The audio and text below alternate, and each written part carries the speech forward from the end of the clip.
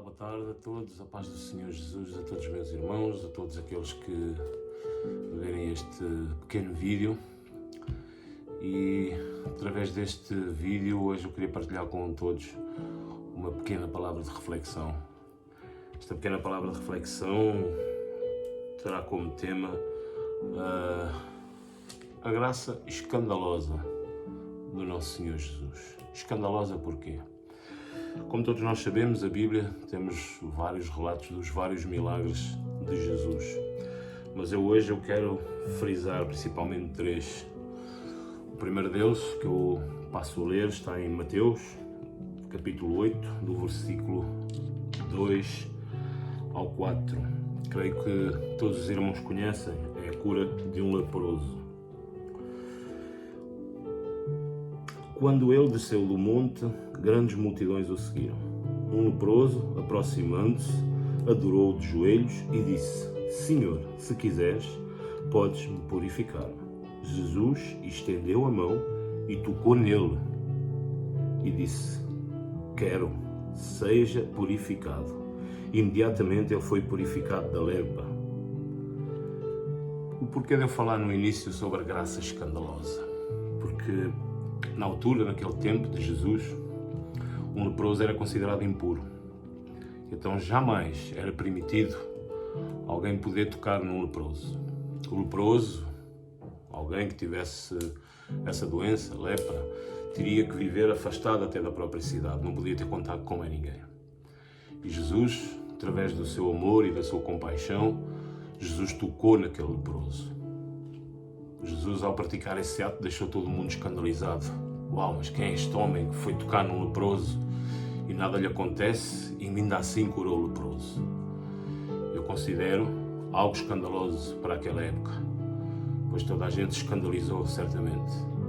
A segunda passagem que eu vos quero ler do segundo milagre, que eu vos queria falar hoje, está também em Mateus, também capítulo 8, e vai desde o versículo 5 ao 15.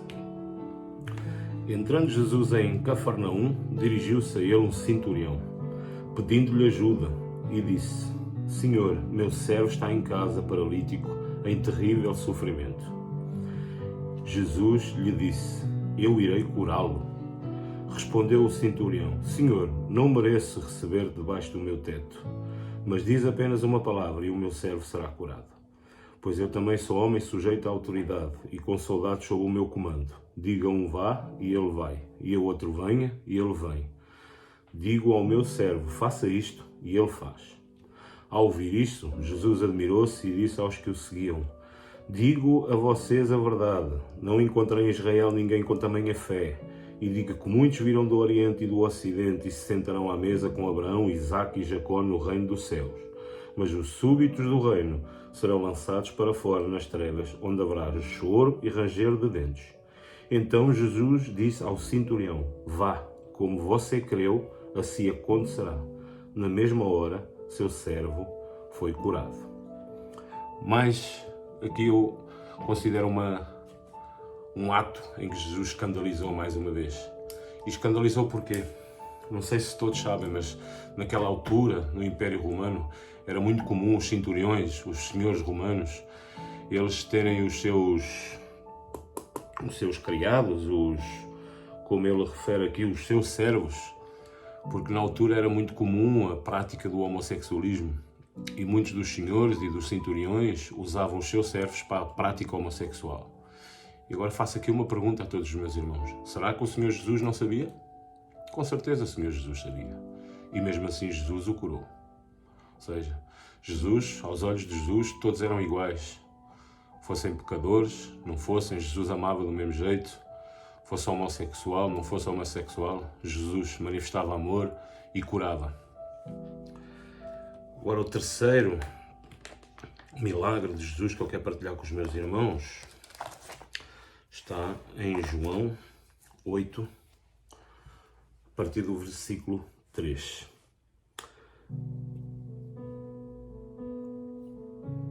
João 8, versículo 3. Os mestres da lei e os fariseus trouxeram-lhe uma mulher surpreendida em adultério. Fizeram-na ficar em pé diante de todos e disseram a Jesus: Mestre, esta mulher foi surpreendida em ato de adultério. Na lei, Moisés nos ordena apedrejar tais mulheres. E o Senhor que diz? Pois eles estavam usando esta pergunta como uma armadilha, a fim de terem uma base para acusar Jesus. Mas Jesus inclinou-se e começou a escrever no chão com o dedo. Visto que continuavam a interrogá-lo, ele se levantou e lhes disse: Se algum de vocês estiver sem pecado, então seja o primeiro a atirar pedra nela. Inclinou-se novamente e continuou escrevendo no chão. Os que ouviram foram saindo, um de cada vez, começando pelos mais velhos. Jesus ficou só com a mulher em pé diante dele. Então Jesus pôs-se em pé e perguntou-lhe: Mulher, onde estão eles? Ninguém a condenou. Ninguém, Senhor, disse ela. Declarou Jesus: Eu também não a condeno. Agora vá e abandone a sua vida de pecado. Através desta atitude, naquela época, mais uma vez Jesus escandalizou a todos. Pois Jesus perdoou a uma adúltera que, na altura, o destino de uma adulta era ser apedrejada até à morte. Tem muitos outros milagres que Jesus operou, onde Jesus escandalizou os senhores da lei, como o exemplo do homem que quando curou o homem da mão mirrada, em que disseram é lícito curar ao sábado. Mais uma vez Jesus também escandalizou aí, pois ficaram todos escandalizados por Jesus praticar tal ato no sábado.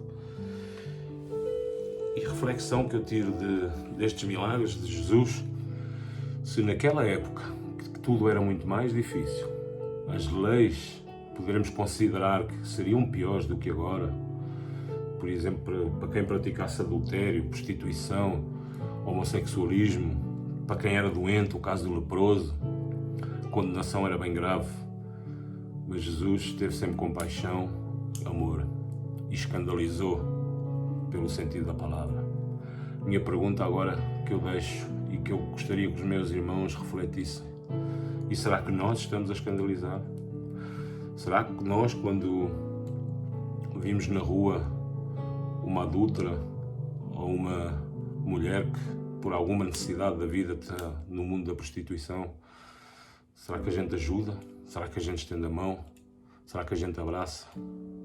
Quando a gente se cruza na rua com aqueles que estão sentados, por exemplo, na estação dos comboios, ou estão na rua à noite a mendigar, a gente sente que estão ali sujos, sem comer, sem beber, por vezes cheiram mal, nós nos afastamos. Será que Jesus reagiria assim? Será que nós estamos a escandalizar este mundo com as nossas atitudes cristãs? Será que quando vamos na rua e vemos alguém, um homem junto com um homem, uma mulher junto com uma mulher, será que a gente vai lá e abraça, dá uma palavra amiga, a gente vai lá e tem a coragem de dizer: Jesus te ama, Jesus é contigo? Não, eu falo também por mim, não só pelos meus irmãos, mas muitas vezes eu já critiquei, muitas vezes eu já pude ajudar e não ajudei.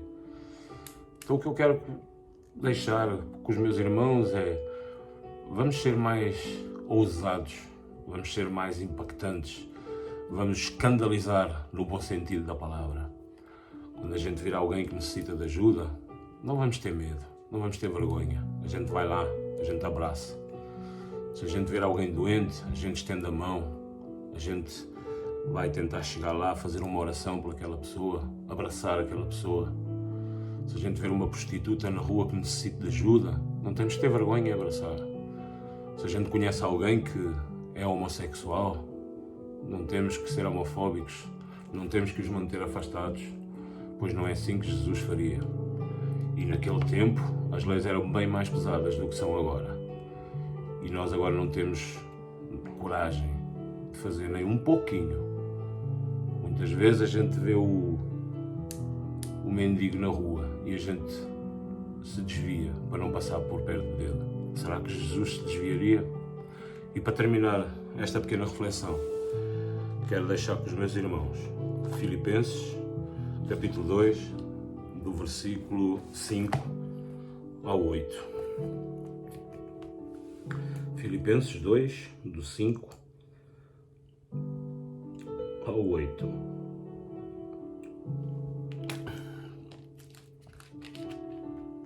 E Filipenses, isso, capítulo 2, peço desculpa, Filipenses, capítulo 2, do 5 ao 8.